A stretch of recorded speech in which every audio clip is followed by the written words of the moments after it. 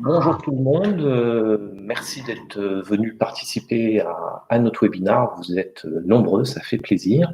Alors, les principes. Donc, je vais faire une intervention de 30 minutes. Après, on aura un quart d'heure de questions-réponses. En fin de webinaire, je vous préviendrai pour le webinaire suivant. Voilà, vous pouvez poser des questions sur le côté. S'il y a des problèmes techniques, vous inquiétez pas, il y aura un replay que vous pourrez non seulement trouver sur SMJ, pardon, pas SMJ, sur SEO Square, et qu'on vous enverra par mail au besoin. Voilà, je vais commencer, je vais vous partager mes slides.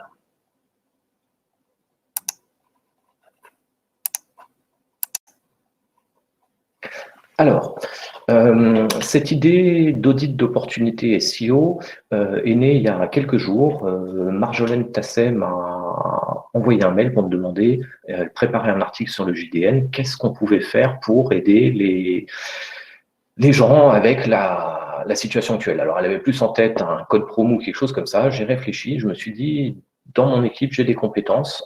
On a l'habitude d'aller auditer des sites, d'essayer de voir des stratégies. Et on s'est dit, bah, plutôt que de proposer un code promo, on va aider les gens dans leur stratégie digitale et voir comment ils peuvent profiter justement de cette période difficile pour pouvoir booster leur visibilité. Voilà comment est née cette idée d'audit d'opportunité. Ça n'a rien à voir avec un audit des SEO classique. On n'est pas là pour analyser la technique du site internet et le développer. On est là pour voir des opportunités, trouver des quick wins. Alors, voilà. Donc on démarre. Non, je suis Michael Priol, le fondateur de netlinking.fr. Et puis, pour faire ces audits, je vais utiliser des outils, voilà, ma boîte à outils, des outils pour analyser le texte, MJ, Urtext Guru, des outils pour analyser les mots-clés, les liens, SEMrush, Majestic, Ahref, SEO Observer. Plein de fonctionnalités peuvent se retrouver sur les différents outils. Je vais essayer de jongler de l'un à l'autre pendant la présentation, sans non plus toujours jongler pour qu'on puisse garder une cohérence. Et puis, je vous dirai de temps en temps si on peut faire les mêmes choses. Voilà.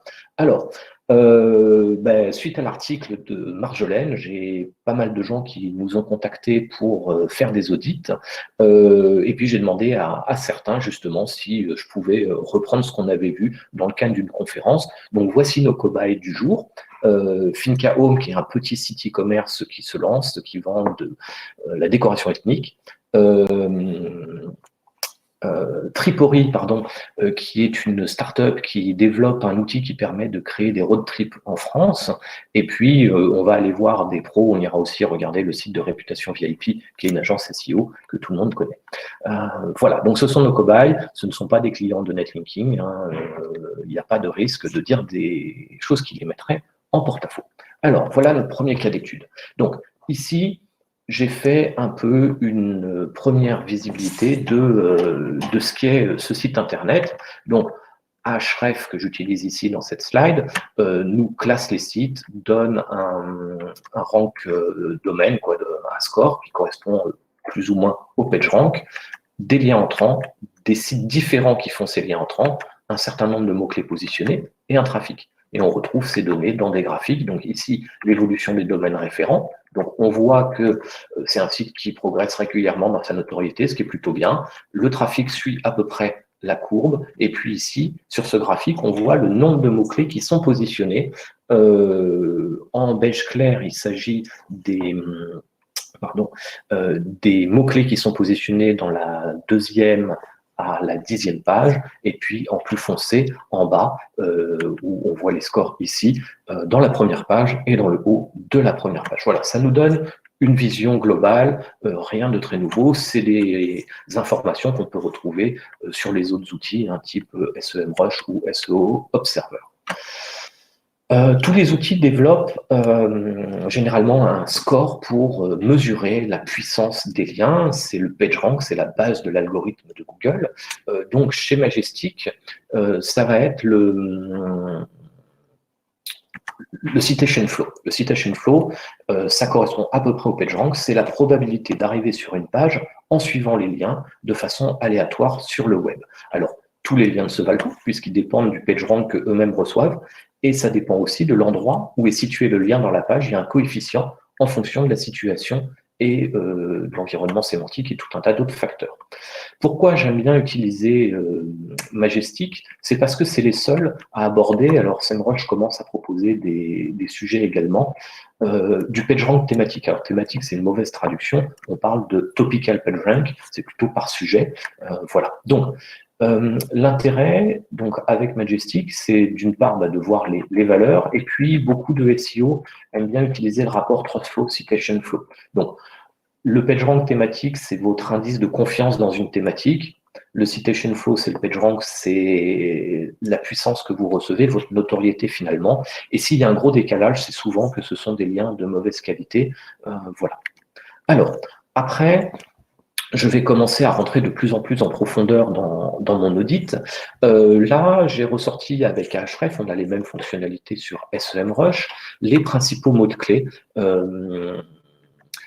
que l'on a. Voilà, donc leurs 3 premiers mots-clés sont autour de panier mural ou panier muraux et se retrouvent sur la page des corbeilles. Alors, bon, j'ai choisi ces mots-clés justement parce que d'un côté, on a une page qui s'appelle corbeille et de l'autre côté, on a des paniers.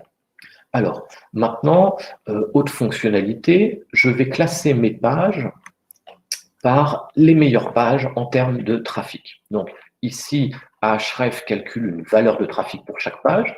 Il m'indique le nombre de mots-clés pour chaque page et les domaines référents de chaque page. Alors là, elles ont 0. Si on descend, on en a une qui a 1. Et ici, tout en bas, on a leur page d'accueil qui a 55 domaines référents.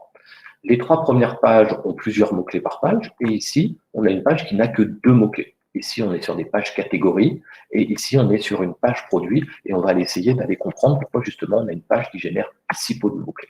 Donc, ma première page par catégorie, on l'a vu tout à l'heure, donc leur premier mot-clé, c'est panier mural, avec un volume de recherche intéressant, et ils sont en haut de deuxième page, donc peut-être du potentiel pour nous, hein, un premier quick win. Si on arrivait à monter sur le milieu de la première page, on multiplierait par 10 le trafic de ce mot-clé. Voilà, il n'y a que 85% des gens qui vont sur la deuxième page de Google. Passer de la deuxième page au milieu de la première page, c'est x10 en trafic pour le mot-clé en question. Et puis, on voit par ailleurs que les corbeilles murales, c'est un volume de recherche beaucoup plus faible. Alors, regardons cette page. J'utilise un autre outil, Your Text Guru, qui est une analyse sémantique de la page. Donc, on prend un mot-clé, corbeille murale, et puis on va regarder le score d'optimisation de la page. En fait, Google est un moteur de recherche prédictif, c'est-à-dire que pour voir si une page est pertinente par rapport à un mot-clé, il s'attend à trouver un certain champ lexical dans la page avec des mots-clés qu'il va retrouver régulièrement, plusieurs fois, des co-citations et voilà, tout un champ lexical. Et donc, Your Text Guru, comment il fonctionne? Quand il y a un mot-clé, ils vont regarder les 100 premiers résultats, ils récupèrent le vocabulaire de toutes ces pages et avec une analyse, ils arrivent à comprendre quels sont les mots que l'on doit trouver dans une page et en quelle proportion pour plaire à Google. C'est pas parfait, mais en tous les cas, ça approche bien de la réalité. Et on voit ici que le score est assez faible. Donc, plus les mots qui sont ici en bas sont sur la gauche, plus ils sont importants. Et l'objectif, c'est qu'ils soient suffisamment utilisés dans la page pour se retrouver dans le vert ici. Donc là, par exemple,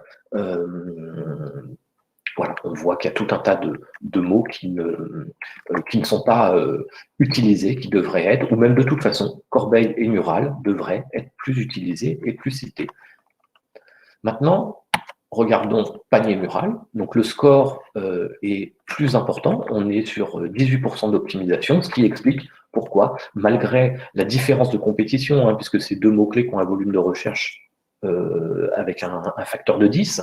Donc, panier mural est beaucoup plus concurrentiel que corbeille mural. Et voilà, donc là, on voit qu'on est déjà mieux. Bon, ils pourraient optimiser et améliorer le score d'optimisation de leur page. Donc là, c'est une première possibilité, une première action qu'ils peuvent mettre en place, d'améliorer leur contenu en rajoutant des termes à l'intérieur. Alors, pas n'importe comment, mais en étant guidé par des outils. Alors, notre page a deux mots-clés. Donc, on la voyait tout à l'heure, donc on a cliqué ici sur la petite flèche et on a les deux mots-clés qui se déroulent et on voit qu'il s'agit d'images. Donc, on a une page produit qui parle de corbeille ethnique Mercedes et elle ne génère pas de mots-clés. Pourtant, Le client a fait un gros travail de contenu sur ces pages. Regardons-les. En fait, je suis allé regarder 2 pages qui parlent pareillement de panier ethnique Mercedes. Et finalement, ils ont été mettre du contenu informatif en bas de page en parlant justement des ethnies qui réalisent ces paniers, des techniques et ainsi de suite. Mais finalement, ils ont créé du contenu near duplicate parce que ces 2 pages utilisent le même vocabulaire dans des phrases différentes, peut-être ordonnées différemment. Mais pour Google, ces pages se ressemblent beaucoup trop. Il aurait mieux valu prendre tout ce travail de contenu, le mettre à côté dans des guides de contenu sur le site qui va venir renforcer les produits. Voilà. Donc plutôt que d'essayer de mettre un petit peu de contenu informatif sur vos fiches produits, il vaut mieux d'une part travailler vos catégories qui ont plus de durée de vie dans le temps, qui sont plus hautes dans la navigation et donc qui reçoivent plus de jus, mais surtout c'est très bien dans le e-commerce d'avoir à côté de vos pages produits des pages d'information qui vont être structurées et maillées de façon intelligente avec des stratégies peut-être même de cocon sémantique ou de grappes sémantiques. Alors, on regarde ici maintenant la concurrence justement sur ces expressions. Donc là, j'utilise un autre outil, SEO Observer, qui récupère les datas de SEMrush et de Majestic pour nous permettre de regarder la concurrence. Donc regardons la concurrence sur le mot-clé panier mural. Donc Finca Home est ici 9e sur la requête. Et donc on va regarder les concurrents pour voir s'il est possible d'aller leur prendre des places. Donc ici, dans ces 2 colonnes, on a le Trust Flow et les Referring Domains, donc le nombre de liens qui cible la page que l'on trouve ici, enfin chacune des 10 pages qui sont ici. Et puis, on a les informations du root domain, donc du site en lui-même, et on voit qu'on a des sites avec des centaines de milliers de domaines référents, ou ici, un site avec, je m'approche de mon écran, 949 domaines référents par rapport à leurs 164 domaines référents. Éventuellement, ils pourraient grimper à la 8e place, mais ça risque d'être très compliqué de venir plus haut. Donc, oui, on pourrait travailler cette page sur les paniers muraux, mais le gain sera assez faible en visibilité. Alors par contre, en travaillant la page, il y aura tout un travail de long train qui pourra être intéressant et apporter des choses. Voilà. Regardons maintenant un autre mot-clé, décoration ethnique. Sur ce terme décoration ethnique, en fait, c'est ce qu'ils annoncent, c'est ce qu'ils font sur leur page d'accueil. Et l'idée, c'est de se dire, notre page d'accueil, c'est la page de notre site qui reçoit le plus de jus, qui reçoit le plus de liens, c'est ce qu'on voyait tout à l'heure. Autant utiliser notre page d'accueil pour monter sur un mot-clé stratégique pour nous. Et voilà. Et donc, on regarde site décoration ethnique, on peut arriver à venir se positionner. Donc, on voit ici, en milieu de première page, on a un site petit lien intérieur qui se positionne, qui a 2 fois plus de domaines référents qu'eux, donc on est dans le même ordre de grandeur. Alors, on est sur un site e-commerce qui démarre. La stratégie, il faut l'avoir avec un peu de temps quand même. C'est pas en un claquement de doigts et quelques jours que tout va se faire. Et puis, on a également les 2 premiers qui sont aussi dans le même ordre de grandeur. Donc là, on a une vraie opportunité de venir se placer en première page sur cette requête décoration ethnique. Voilà. Maintenant, on va regarder le netlinking. Donc le référencement, grosso modo, c'est on a du contenu qui est analysé par les moteurs de recherche, qui va permettre de nous positionner sur des mots-clés. Et après, en fonction de la notoriété de notre page, donc le PageRank qu'elle reçoit, on va être plus ou moins bien classé, il y a tout un tas d'autres facteurs, et donc c'est la deuxième composante, les liens. Donc, ils ont des domaines référents, avec Ahref, je les ai classés par rang de domaine, donc j'ai mis en haut les domaines les plus forts, ici on voit qu'ils ont 9 liens qui proviennent du site L. Par contre, sur ces 9 liens, il n'y en a aucun qui est en dofollow. Ça veut dire que ces 9 liens qui proviennent du site L.fr ne leur transmettent pas de jus et ne les aident pas à monter dans leur classement. Par contre, ils se sont inscrits dans des gros annuaires qui ont un bon rang de domaine, qui eux leur envoient du PageRank. Voilà. On voit ensuite qu'on a tout un tas d'autres sites qui parlent de décoration également, mais qui sont en nofollow, qui ne leur envoient pas de jus. Et ici, on a identifié 2 sites qui parlent de décoration et qui leur envoient du jus en dofollow. Donc, on a un ratio 25 domaines référents en dofollow, 39 en nofollow. On a trop de liens qui proviennent de sites qui n'envoient pas de jus, qui sont en dofollow. Alors, malheureusement, c'est le cas de beaucoup de liens qu'on reçoit ou quand on va dans des forums ou des choses comme ça.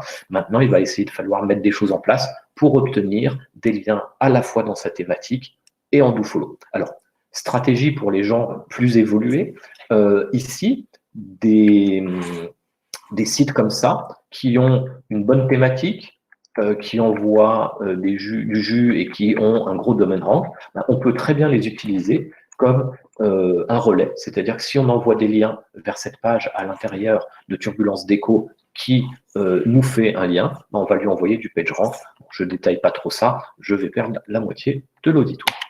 Alors voilà, donc les pistes d'amélioration, on spécialise la page d'accueil, on crée du contenu informatif à côté de nos pages produits, on enrichit ces pages catégories pour les renforcer sur nos mots-clés stratégiques, et puis on obtient des liens thématiques en do-follow. Notre deuxième case study, Tripory. Donc là, on est sur un site plus ancien. On voit ici avec l'historique qu'ils avaient déjà des choses en ligne par le passé, mais ils ont visiblement commencé que début 2019 à lancer leur activité. Voilà, plus de domaines référents ici, pas mal de mots-clés, mais peu de trafic finalement par rapport au nombre de mots-clés. Et puis, on le voit ici avec les courbes, une descente actuellement. Alors, cette descente, elle est due, en fait, sur ce site, il y a beaucoup de contenus, on va le voir tout à l'heure, qui sont des contenus autogénérés avec des dizaines de milliers de pages qui donnent des informations d'horaires ou de choses comme ça sur des magasins. Et donc, on a une prime de fraîcheur qui arrive. Et qui donc permet de bien se positionner, mais après, le site manque de jus pour rayonner tout à l'intérieur de ces dizaines de milliers de pages. Alors, regardons maintenant leurs premiers mots-clés. Donc, ils sont bien classés sur Road Trip France, ça tombe bien, c'est ce qu'ils font. Et puis là, c'est leur page d'accueil. Donc, alors c'est pas moi qui leur ai donné le conseil, hein, mais ils ont bien fait les choses. C'est-à-dire qu'ils ont positionné leur page d'accueil sur leur top mots-clés, vraiment ce qui définit leur métier. Et on voit qu'il y a d'autres mots-clés qui se génèrent sur la page d'accueil. Dans notre étude, on va regarder un autre mot-clé, route Napoléon itinéraire, que j'ai choisi, qui est sur une autre de leur page.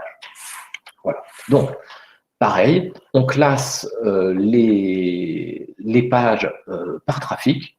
Donc, on voit qu'on a des pages qui génèrent plus ou moins de mots-clés. On a encore ici une page qui ne génère que 2 mots-clés. C'est les pages dont je vous parlais tout à l'heure. Voilà, ça parle des troglots de la Sablière, ou ici, magasin d'usine Mephisto à Sarrebourg, pardon. Donc, ça, c'est pas forcément des mots-clés intéressants. D'une part, on n'arrivera jamais à se positionner dans les top premiers résultats ou alors avec un site énorme, et ce ne sont pas des mots-clés de business pour eux. Par contre, Road Trip France ou Road Trip Route Napoléon, ça c'est vraiment leur ciblage et c'est ce qui nous intéresse. Donc, avec les outils type Ahrefs ou SEMrush, on peut aussi regarder les différentes langues sur lesquelles on ressort. Ça peut être une opportunité. Donc effectivement, le gros de leur trafic est francophone, mais on voit qu'il y a des gens à l'étranger, là en l'occurrence aux États-Unis,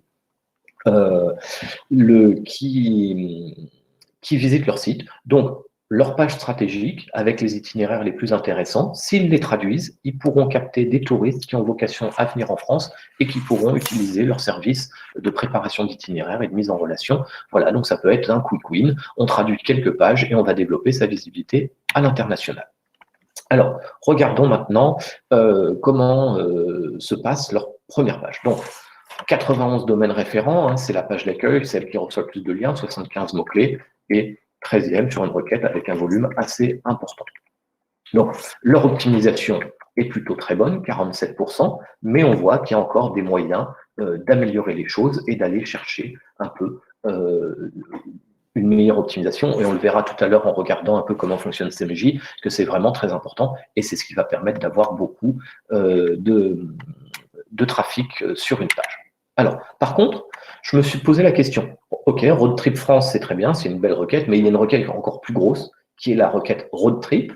Ils sont relativement bien optimisés dessus, 33 c'est quand même correct, mais en fait, en analysant, on se voit que c'est une requête internationale, avec du Canada, des États-Unis, de l'Afrique, de l'Amérique. Voilà, donc ça sera compliqué d'aller se positionner sur la requête Road Trip toute seule, ou alors au détriment de Road Trip France. Donc il ne vaut mieux pas chercher à aller forcer sur cette requête, mais plutôt aller travailler bien la requête Road Trip France. Voilà. Leur deuxième page, la route Napoléon, on va aller regarder cette requête importante, hein, route Napoléon itinéraire, 1600, ils sont 25e, est-ce que c'est possible d'aller en première page sur cette requête? Alors, niveau d'optimisation, 49%, c'est super, mais on peut faire mieux encore. Et puis, en fait, par rapport à la structuration de leur page, il y a des termes qui reviennent trop souvent, donc ils font monter leur score, et d'autres qui ne sont pas assez présents. Donc voilà, il faudrait retravailler le contenu, l'optimiser de façon un peu mieux. Regardons maintenant la concurrence sur Road Trip France. Donc, c'est leur top mots-clés. Moi, ce qui m'intéresse ici, c'est que j'ai aucune homepage dans les 10 premiers résultats. Google aime bien avoir une SERP variée avec différents types de propositions. Et donc, ça veut dire que potentiellement, une homepage spécialisée sur les road trips en France devrait pouvoir venir en première page si le contenu est pertinent et puis si elle reçoit suffisamment de liens. Regardons ce qui se passe. Ici, au milieu, on a quelqu'un qui a 72 domaines référents, Guide Goyave, et puis en haut, en top 1, on a The Road Tripper, qui a 84 domaines référents. Donc, c'est tout à fait possible de venir se positionner dans cette page pour peu qu'on arrive à montrer à Google que notre contenu est plus pertinent que les autres et que nos sites ont plus de notoriété. Donc, l'autre aspect, on a vu qu'ils ont fait énormément de contenu, enfin je vous l'ai dit, avec des dizaines de milliers de pages d'horaires et de choses comme ça, mais c'est du contenu qui a peu de valeur ajoutée par rapport à notre cible qui sont des voyageurs qui cherchent à faire des road trips. Il vaut mieux trouver d'autres idées pour faire des contenus avec des itinéraires comme ils ont fait pour la route Napoléon. Et donc, on va aller espionner la concurrence. Donc là, je vais utiliser SEMrush. Le numéro 1 sur la requête Road Trip France, theroadtripper.fr, je le mets dans SEMrush, SEMrush mouline, et il me sort toute une liste de mots-clés qu'ils utilisent et je vais pouvoir trouver des idées. Voilà, par exemple, road trip en Bretagne, on peut utiliser la petite croix pour les rajouter dans notre liste de mots-clés à travailler. Route Napoléon camping-car, voilà, peut-être qu'on peut élargir notre thématique de la route Napoléon. Et puis, SEMrush nous donne un score de difficulté qui nous permet de voir la compétition qu'il y a et qu'est-ce qu'il va falloir engager comme moyen pour pouvoir monter. Après, on va avoir des road trips en moto ou en van ou des road trips pas chers. Voilà, tout un tas de thématiques qu'on va pouvoir développer sur le site. SEMrush nous donne aussi des suggestions de mots. Donc là, j'ai pris le mot-clé route Napoléon, et puis SEMrush me propose 1900 mots-clés autour de la variation route Napoléon, et nous propose également des questions. On le verra avec SEMJ tout à l'heure, comme c'est intéressant justement d'intégrer ces questions dans son contenu. Voilà. Donc, pour Tripori, renforcer la page d'accueil parce qu'on peut encore l'améliorer sémantiquement. On a vu que les 3-4 premiers mots-clés n'étaient pas encore dans le vert selon Your Text Guru. Créer du contenu informatif en multipliant les itinéraires réellement touristiques avec une vraie valeur ajoutée. Éventuellement, traduire ces pages itinéraires. Et puis, créer du maillage intelligent. Alors, je vais expliquer juste après ce que c'est avec notre troisième case studies. Donc, réputation VIP, c'est une agence importante en France, basée sur Lyon. C'est eux qui ont lancé SEMJ et qui ont monté le SO Square. Mais derrière, on a des experts et c'est intéressant d'aller regarder ce qu'ils font. Alors, je les rassure parce qu'ils écoutent. Je ne vais pas aller révéler leurs grands secrets. Et puis, de toute façon, c'est surtout du travail et de la maîtrise de la sémantique et des liens qui est derrière. Mais voilà, ce qui m'intéresse, c'est de voir ce site qui grimpe très régulièrement et avec une puissance très forte. Plus de 1000 domaines référents. Commençons justement à regarder le netlinking, comment ils ont fait. Alors, Réputation VIP, au départ, c'est une agence d'e-réputation qui est devenue également agence SEO et même majoritairement maintenant. Donc, le mot-clé pour eux, e-réputation, est très important et ça tombe bien, ils sont deuxième sur la requête avec une page, un guide sur les réputations, ce qui est à peu près normal. Mais cette page n'a que 5 domaines référents, alors que c'est déjà très bien, hein, beaucoup de gens n'ont pas de domaine référent. Mais voilà, normalement, pour aller se battre sur une requête comme ça, il faudrait peut-être plus de domaines référents. Ce qui m'intéresse maintenant, c'est ce qui se passe en bas ici. Regardez cette page qui a 92 domaines référents. C'est énorme. Alors, la homepage ici, 747. Et ils remontent sur la requête sondage IFOP. Ils sont en première page sur sondage IFOP. En fait, ils ont fait ce que Google attend. Ils ont fait ce que tout le monde vous conseille. Ils ont été créés du contenu à haute valeur ajoutée. Pour ça, qu'est-ce qu'ils ont fait en partenariat avec l'IFOP? Ils ont fait un sondage sur l'e-réputation. Ils ont créé du contenu pour expliquer leur méthodologie et voilà. Et puis surtout, ils ont fait une infographie que les gens ont récupéré, ont partagé et leur ont fait des liens. Ils ont fait du contenu à haute valeur ajoutée qui a généré des liens naturels On parle de link betting, d'appât à lien. Et puis, voilà où on est sur ce que j'appelle du maillage intelligent. Sur cette page, et ben, en haut de la page, ils ont mis une encre e-réputation qui fait un lien vers le page sur l'e-réputation. Et donc, cette page capitalise énormément de PageRank avec cette étude qu'ils partagent, qu'ils proposent aux gens, que les gens peuvent partager, récupérer. Ils leur font des liens, ils récupèrent beaucoup de PageRank et ce PageRank, ils l'aiguillent vers leur page commerciale grâce au maillage interne. Voilà, donc ils n'ont absolument pas enfreint les règles de Google, ils ont fait les choses comme il faut, dans les règles de l'art. Voilà. Alors, après, on a vu très forte croissance, beaucoup de mots-clés chez eux. Derrière, Réputation VIP a monté un outil SEMJ justement pour pouvoir travailler ce contenu de façon optimum. Et ils ont développé un content score qui, voilà, ici par exemple, cette page est à 51%. Et il y a même un indice de priorité finalement. Où est-ce qu'on va pouvoir trouver des quick wins, hein. Donc là, un indice de priorité de 5. Donc on a son contenu qui remonte, on peut le classer en fonction des volumes de recherche et voir quelles sont les pages prioritaires à aller travailler. Et donc, une fois qu'on rentre sur la page via l'interface de SEMJ, donc on retrouve ici en haut à droite le score d'optimisation et tout un tas d'actions qui vont nous apporter des bonus. Donc ici, par exemple, si j'ajoute 1273 mots, je vais gagner 15 points à mon score. En fait, il compare par rapport à ceux qui sont premiers sur la requête qu'ils cherchent à positionner. Et puis voilà, on a comme ça tout un tas de propositions. Et ici, je vous en parlais tout à l'heure, il vous propose même une liste de questions qui va vous permettre, si vous les rajoutez dans votre contenu, de gagner encore des points ou des topics, des sujets, des mots-clés à travailler. Et il vous parle même du maillage interne, qu'est-ce que vous pouvez faire de bien. Et derrière, une fois que votre contenu a été optimisé, vous voyez votre score qui évolue et vous avez même un suivi de la performance de votre page. Ils sont reliés à la Search Console. Voilà. Alors, j'ai vu passer, les gens voulaient que je rentre dans les détails, un peu les questions.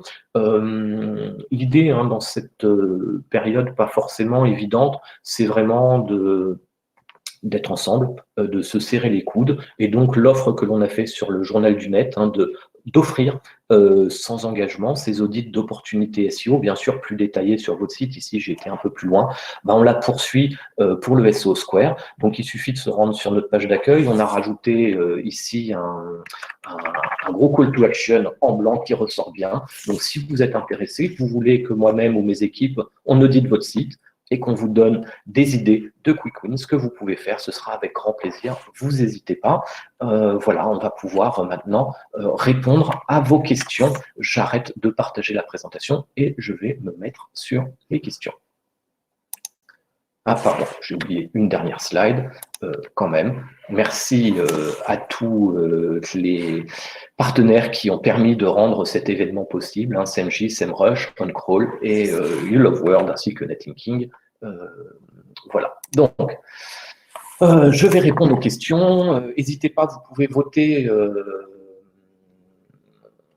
Donc Dimitri, oui, pas de souci. Alors pardon, donc je manipule l'outil. Donc Dimitri voudrait que je lui fasse un audit pour son nouveau site. Pas de souci, avec grand plaisir, sauf si tu viens juste de le mettre en ligne. Alors, une question qui a reçu beaucoup de votes. Faut-il concentrer le netlinking sur la page, plus un ou deux liens sur les autres pages, ou répartir ses backlinks sur toutes les pages importantes de son site? Alors, pour moi, c'est important. Généralement, nous, ce qu'on préconise, on est alors en fonction de l'historique du netlinking que l'on est déjà, mais je dirais à peu près 60-70% des liens vers la page d'accueil. Et puis répartir sur un maximum de pages. Après, l'idée, c'est pas non plus de disséminer des liens partout. C'est plutôt de cibler intelligemment les bonnes pages. La sémantique est super importante dans les liens. Et puis, on va commencer à avoir des effets quand on va recevoir 2-3 liens sur une page. Alors, ça peut aller avec un seul lien, mais généralement, on sent que quand il y a 2 ou 3 liens qui viennent, ça renforce les résultats. Et surtout, prolonger ça avec soit du maillage interne, c'est-à-dire qu'on a une page qui reçoit des liens qui n'est pas forcément la page commerciale, mais elle va faire du lien en maillage interne vers les pages que l'on veut faire monter. Et puis, de l'autre côté, éventuellement, pour les plus aguerris, des stratégies de niveau 2 où vous faites des liens vers vos pages qui vous font déjà des bons liens. Alors, donc ceux qui demandent des audits, il n'y a pas de souci, vous allez sur notre site, on le fera. On vous enverra aussi la vidéo de la présentation que je suis en train de faire. Alors,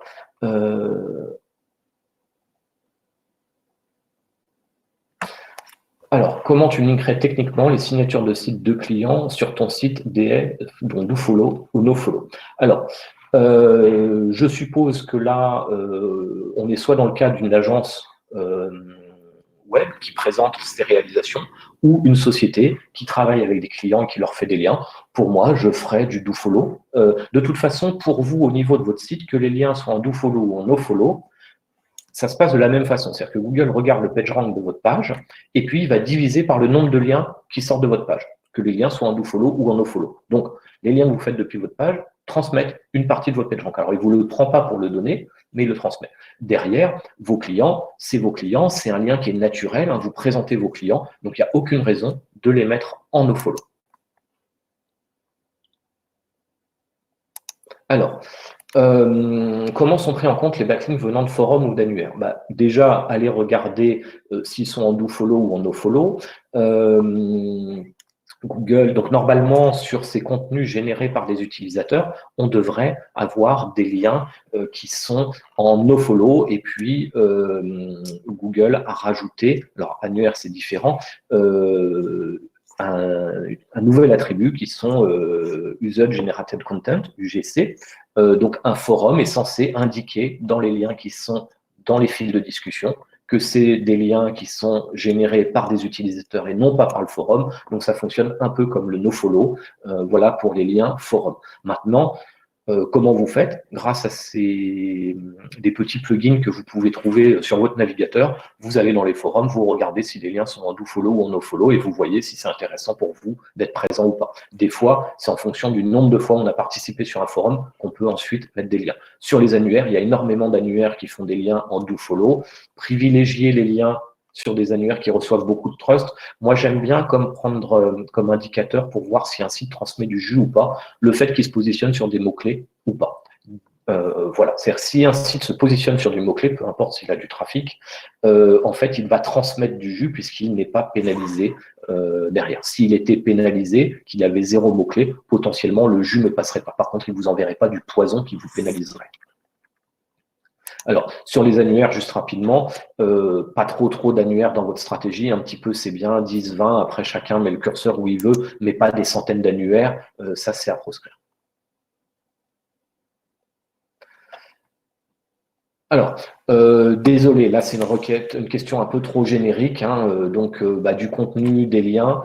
Maintenant, il faut auditer le site parce que le temps aussi est important. C'est-à-dire que c'est pas parce que vous venez de lancer un site qui va être premier partout, même si vous aimez beaucoup votre site, le Google prendra du temps avant de le considérer correctement.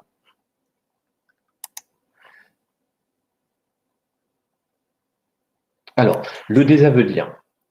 En fait, le problème des liens, l'interprétation a fortement évolué pour en avoir discuté avec des gens chez Google, et c'est des choses sur lesquelles je m'intéresse beaucoup. J'ai déjà fait des conférences sur le sujet des dangers de l'achat de liens. Ce qu'il faut savoir, c'est que si Google estime qu'un lien est mauvais pour vous, il ne va pas en tenir compte. Il ne va pas vous envoyer du poison, il ne va pas vous pénaliser via ce lien. J'ai déjà montré plein d'exemples. Vous pouvez trouver des vidéos sur notre chaîne YouTube ou en tapant mon nom sur YouTube où j'explique ça. En fait, voilà. Le problème, c'est que si Google envoyait un avis négatif finalement au travers d'un mauvais lien, ce serait facile de faire du négatif SEO, et ce qui serait une plaie pour Google. Et donc, quand un lien est mauvais, donc ces petits liens de mauvaise qualité, pas besoin de les désavouer, Google n'en tient pas compte, ils ne transmettent pas de PageRank. Voilà, donc maintenant, si Google considère que c'est un réseau de liens de sites malveillants, il va tout simplement pas en tenir compte.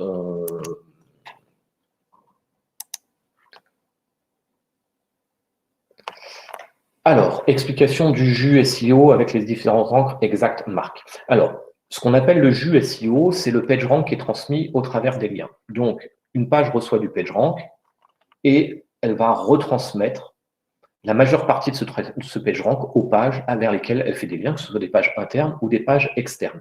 Il y a 15% de perte, c'est le dumping factor, c'est dans la formule du PageRank.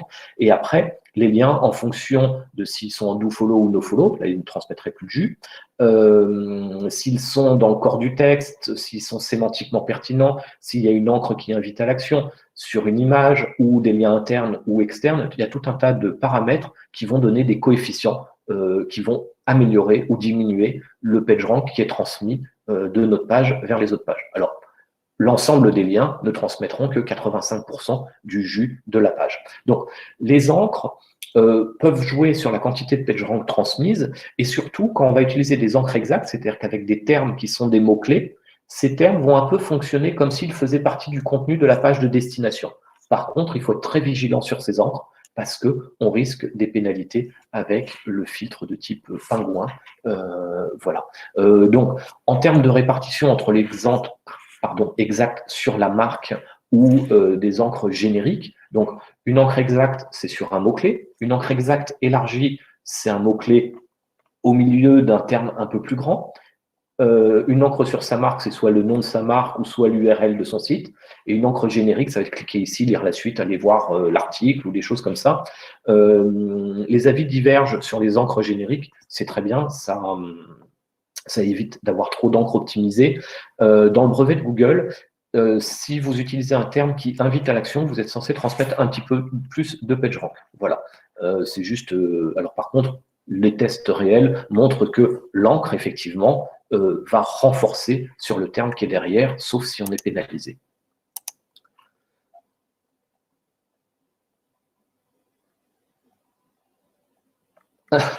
Alors, le TTF, donc Topical Trust Flow, c'est un indice intéressant, c'est-à-dire que ça montre qu'on reçoit de proche en proche de l'autorité dans sa thématique. Google est parti des sites qui font autorité. En fait, il est parti de la base de données de, excusez-moi, comment il s'appelait cet annuaire, de Demos, voilà, pardon, c'est un peu vieux maintenant. Demos, c'était 5 millions de sites classés par des humains dans 1 million de thématiques. Et c'était en open source. Google a récupéré les datas et ça lui a donné un corpus de sites validés par des humains dans des thématiques. Et ils ont diminué le nombre de thématiques et ils font passer, grâce à ça, du PageRank thématique. Donc, maintenant, Majestic a fait du reverse engineering sur ce brevet et a lancé le Topical Trust Flow, donc l'indice de confiance par sujet. Donc, c'est intéressant puisque, et dans pas mal de conférences, j'ai déjà montré des exemples dessus, mais attention, le Trust Flow ne fait pas tout. On peut très bien se positionner avec un mauvais Trust Flow et derrière, de mon expérience, des fois, il y a des Trust Flows qui marchent mieux que d'autres. Ça dépend de l'héritage parce que Majestic fait un calcul. Donc, si on est mal thématisé, en fait, il va falloir recevoir des liens plus puissants dans le bon Trust Flow et ça va écraser l'autre Trust Flow. Alors, c'est aussi une valeur qui est logarithmique, c'est-à-dire que pour passer de 10 à 20, c'est pas x2, pardon, mais c'est x10 en Trust Flow.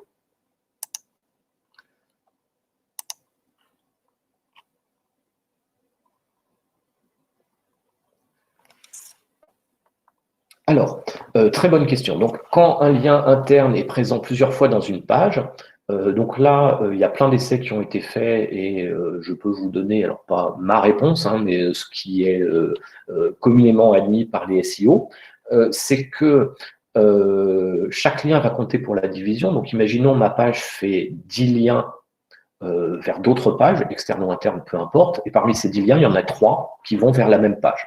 Donc, je reçois 100 de PageRank sur ma page, je perds 15% qui est le dumping factor, donc il me reste 85 points de Trust Flow, pardon, petit lapsus de PageRank à transmettre via mes 10 liens. Donc je divise ces 85 points par 10. Donc en imaginant que les liens soient de la même qualité au même endroit dans le site, alors tu parlais des liens en footer ou dans le menu, ils transmettent moins de jus, et le contenu a priori serait pris en compte avant le menu ou le footer.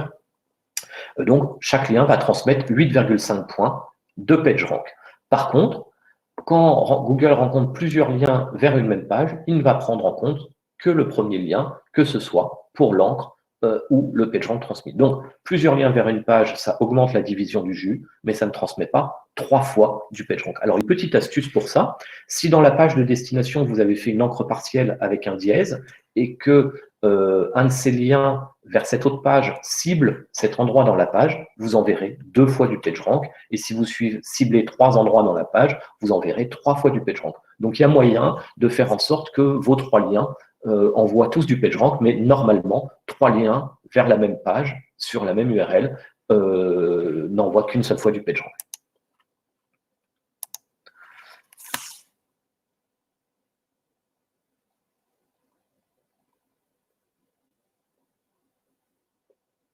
Alors, la volatilité de la SERP, c'est comme la météo. Google fait à peu près 1600 changements par an. Voilà, donc vos concurrents agissent aussi. Après, quand les sites sont jeunes et que vous recevez peu de PageRank, Google a du mal à stabiliser les positions. Quand on travaille une requête assez concurrentielle, je me souviens d'une intervention de Paul Sanchez sur une conférence qui expliquait comment il avait travaillé la requête agence SEO, où il montrait l'oscillation des positions et puis après la stabilisation de la position. Pareillement, quand on a travaillé la requête netlinking, on a vu aussi des oscillations comme ça. Donc malheureusement, c'est normal. Maintenant, n'hésitez pas, vous m'envoyez votre site, on audite et on regarde ce que vous pouvez faire. Enfin, en tous les cas, on vous conseille. Donc ça bouge. Il y a eu aussi beaucoup de changements cette année avec une interprétation différente du contenu. Donc, et puis, Google est en train de chasser aussi beaucoup dans tout ce qu'on appelle les MFA, les Made for Amazon, donc tous les faux sites de comparateurs, où, pour connaître des gens qui en ont plein, c'est pas tous sont attrapés d'un coup, ce serait plutôt visiblement des contrôles humains qui vont aller faire baisser. Alors, c'est pas du tout ou rien, c'est pas on déglingue le site et il passe à zéro, mais quand un site commence à être pénalisé, on voit qu'il descend. Il y a aussi des problématiques sur les contenus autogénérés. Les sites qui ont tendance à, s'ils manquent d'ancienneté, qui manquent de jus, et avoir des dizaines de milliers de pages, ils peuvent être mal considérés, bien marcher au début et redescendre après. Donc voilà, c'est comme la météo.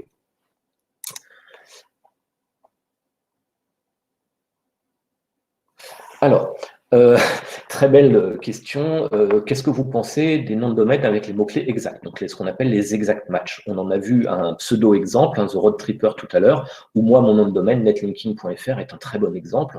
Notre site a l'exact match de la requête netlinking. Alors, par le passé, un exact match, donc une requête exacte dans le nom de domaine, aidait beaucoup à être bien classé. Hein. Il y a toujours un petit bonus, mais c'est un petit bonus. Ce n'est pas un gros bonus, ça ne fait pas tout. Sur la requête netlinking que j'ai travaillée, j'ai d'ailleurs une conférence où j'explique comment je suis passé de la 50e position à la première.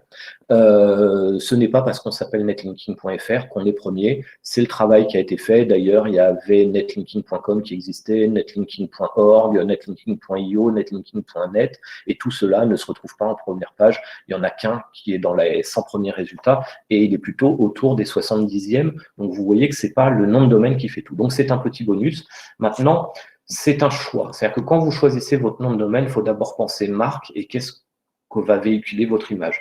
Vous voyez, donc, ne pas prendre je suis assureur de voiture. Si je m'appelle assureurauto.com, effectivement, ça pourra m'aider, mais pour les clients, je ne suis pas forcément une marque de référence. Il vaut mieux peut-être construire une marque. Maintenant, travaux.com, où montre complètement le contraire, a réussi, ou plombier.com, on en voit de plus en plus qui sortent. Voilà, donc ça c'est un choix, je dirais, de marque au début, et effectivement ça donne un petit bonus en SEO, mais il ne se positionne pas forcément premier sur les requêtes, c'est d'autres facteurs qui font ça.